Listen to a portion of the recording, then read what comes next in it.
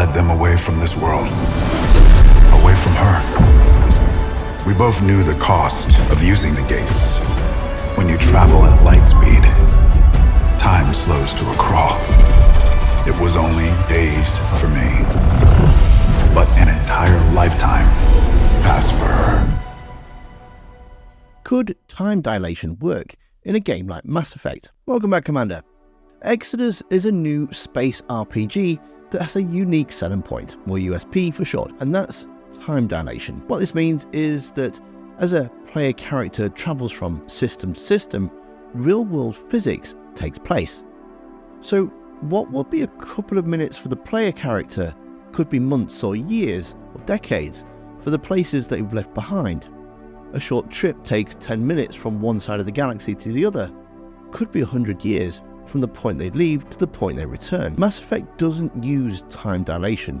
It's more akin to Star Wars, in that people travel between planets and systems and they're exactly the same as when they got back there 10 minutes later. It uses a bit of suspension of disbelief. This is because implementing a system like that without actually being the main focus of the game would make things far too messy.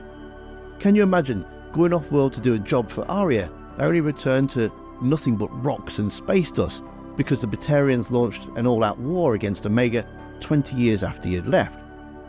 To put simply, the way we measure time here on Earth is calculated by the Earth spinning on its axis. One full rotation equals 1 day. This can be broken down into hours and minutes.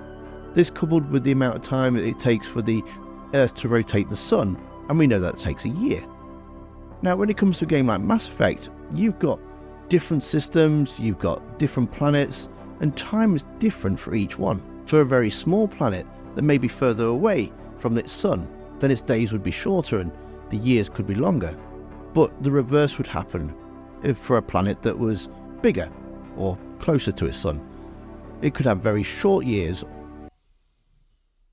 That was you texting me. But the reverse could happen for a planet that is bigger or closer to the sun. It can have very short years but very long days. A quick look at the codex and you can actually see it gives you detailed information on how long each planet's time cycle is. For the game itself, it never actually really explained how time works, and it's just assumed there's a kind of a standard galactic time zone. Now, you could say that the normally travelling through the mass relays is point to point, is instantaneous, and therefore time dilation wouldn't occur. But we do know that's not quite accurate. There have been a couple of times when Joker said to Shepard that they have a few hours to travel through the mass relay. Normally gives you the chance to get a little jiggy with one of your crew members. So in this regards, it's just kind of ignored. And to be fair, I think that's quite wise. Exodus, on the other hand, is centering its whole game around time dilation, which I think is going to be fantastic. In a game where player choice and consequence plays a big part, it's going to add that extra layer of decision making. I mean, think about it logically. You've got a new base set up, but you need some water purifiers. It's only a short jump to the next system, but your defences are not set up.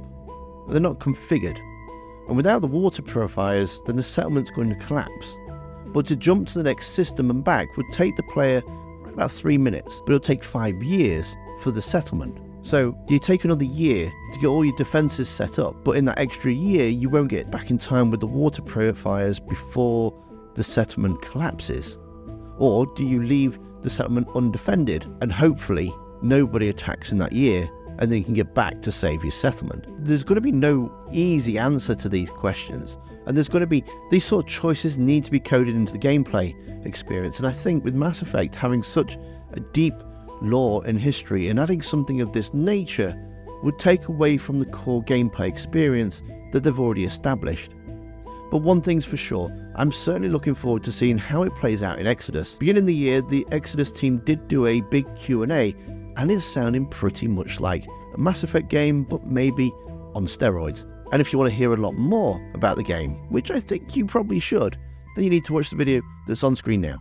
Thanks for watching, don't forget to hit that like button, and I'll see you next time, Commander.